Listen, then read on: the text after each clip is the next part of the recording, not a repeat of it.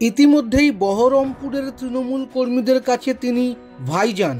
বহরমপুরের সেই তৃণমূল প্রার্থী তথা প্রাক্তন ক্রিকেটার ইউসুফ পাঠানের সমর্থনে এবার প্রচারে আসছেন তার আপন ভাইজান তথা ভারতীয় ক্রিকেট দলের প্রাক্তন খেলোয়াড় ইরফান পাঠান। প্রচারের শেষ লগ্নে ইরফান আসছেন বহরমপুরে। আগামী বৃহস্পতিবার ইরফান একদিনের জন্য প্রচারে আসছেন দাদার হয়ে। ওই দিন রেজিনগর, বেলডাঙ্গা সহ বহরমপুর লোকসভার বিভিন্ন এলাকায় রোড শো করবেন ইরফান। থাকবেন দাদা ইউসুফও। আগামী 13ই মে ভোট গ্রহণ বহরমপুরে। 11 তারিখ শেষ পর্বের প্রচার। শেষ প্রচারের 48 ঘন্টা আগে দুই পাঠানকে নিয়ে রোড শোয়ে প্রচারের ঝড় তুলতে চাইছে তৃণমূল।